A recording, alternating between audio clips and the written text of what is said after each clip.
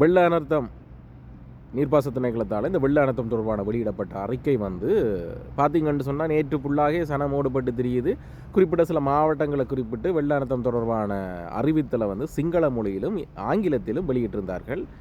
இது நான் மட்டுமல்ல, பலராலும் தட்டி கேட்கப்பட்ட ஒரு விஷயம். தற்போது அவர்கள் தமிழ் மொழியில் போட்டுக்கொண்டிருக்கிறார்கள். உண்மைக்கு எங்களுடைய இந்த நிலையை புரிந்து அதை நீங்கள் தமிழ் மொழியில் பகிர்வதற்கு நன்றி. இதில் ஒரு சில பேர் வந்து இந்த நேரம் இனவாத கதை அடே இதில் வந்து இனவாதம் இல்லையாடா, தமிழ் மக்கள் அனர்த்தத்தில் இருக்கிறார்கள். அனர்த்தத்துக்காக வெள்ள அனர்த்தத்துக்காக வெளியிடுற அறிக்கையில் அவங்க சொல்கிற விடயங்களை தமிழ் மக்களுக்கு தெரிஞ்சாதாடா தமிழ் மக்கள் அதுக்கேற்ற மாதிரி செயற்படுவார்கள். இந்த இடத்துல உதவி நடக்குது, இந்த இடத்துக்கு எல்லாரும் ஒதுங்குங்கன்னு சொல்லி சிங்களத்தையும் ஆங்கிலையும் போட்டால் எங்களோட மக்களுக்கு அது தொடர்பான அறிவின்மை இல்லாட்டி என்னன்றா போய் சேருவாங்க. இதில் என்னடா இனவாதம் பார்க்குறதுக்கு இருக்குது? உத்தியோகபூர்வ மொழிகளாக தமிழ் இலங்கையில் இருக்கைகளை தமிழில் போட வேண்டியதானே. எல்லோரும் மனுஷர் தானே.